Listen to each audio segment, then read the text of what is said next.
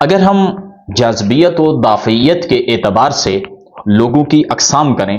تو یہ چار اقسام ہیں،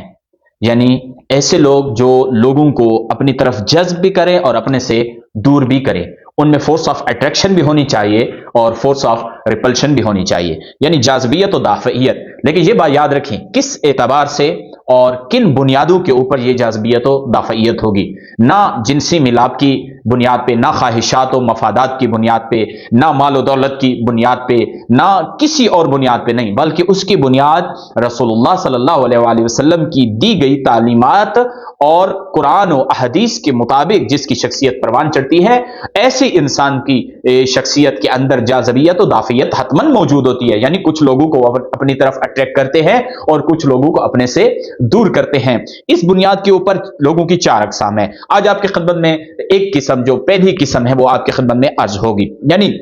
کچھ لوگ ایسے ہوتے ہیں کہ جن کی شخصیت کے اندر نہ ہی جاذبیت موجود ہوتی ہے اور نہ ہی دافعیت موجود ہوتی ہے، ان میں جاذبہ بھی نہیں ہے اور ان میں دافعہ بھی نہیں ہے۔ اس اعتبار سے اگر ہم دیکھیں تو یہ لوگ جو ہوتے ہیں، یعنی ان سے کوئی انسان محبت نہیں کرتا، ان سے کوئی بھی عشق نہیں کرتا، ان سے کوئی بھی عقیدت نہیں رکھتا، کیوں؟ کیونکہ ان کے اندر جاذبہ موجود نہیں ہے، ان کے اندر اٹریکشن موجود نہیں ہے۔ اور پھر اسی لحاظ سے یہ جو گروہ ہوتا ہے، یہ جو لوگ اور یہ انسان ہوتے ہیں، ان سے کوئی نفرت بھی نہیں کرتا، ان سے کوئی عداوت، کوئی دشمنی، کوئی کینہ کوئی انسان بھی نہیں رکھتا، ان سے کوئی حسد نہیں کرتا، کیوں؟ کیونکہ ان کے اندر دافعیت کا پہلو بھی موجود نہیں ہے۔ یہ کون سے لوگ ہیں؟ یہ وہ لوگ ہیں جو بالکل ناکارہ ہیں، غیر مؤثر لوگ ہیں، بیکار لوگ ہیں، ان کا کوئی رول معاشرے کے اندر نہیں ہوتا، اور ایسے انسان کو دین پسند نہیں کرتا، کیونکہ دین جس کی شخصیت بناتا ہے وہ یہ نہیں ہے کہ اس انسان میں جاذبہ بھی نہ ہو اور اس انسان میں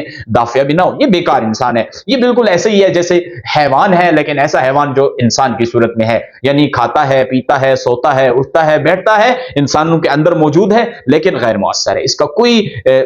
حصہ نہیں ہے اس معاشرے کے اندر۔ اور جیسا کہ ایک حیوان سے کوئی بھی نہ دشمنی رکھتا ہے اور نہ دوستی رکھتا ہے، تو یہ جو انسان ہے جو بیکار ہے، نہ جاذبہ رکھتا ہے نہ دافع رکھتا ہے، اس انسان سے نہ کسی کی دشمنی ہو سکتی ہے نہ کسی کی دوستی ہو سکتی ہے۔ تو یہ جو انسان ہے یہ دین کی نگاہ میں قابل قبول انسان نہیں ہے، کافی نہیں ہے، بلکہ اس کو اپنی شخصیت کو اس طرح سے پروان چڑھانا ہے کہ یہ دافعہ بھی رکھتا ہو اور جاذبہ بھی رکھتا ہو۔ یہ پہلی قسم ہے جو انسانوں کے اندر بلحاظ جاذبہ و دافعہ آپ کی خدمت میں عرض کی ہے۔ تو اگلی باری میں انشاءاللہ دوسری قسم اور پھر اگلی جو 3 اقسام باقی ہیں وہ بھی آپ کی خدمت میں عرض ہوں گی۔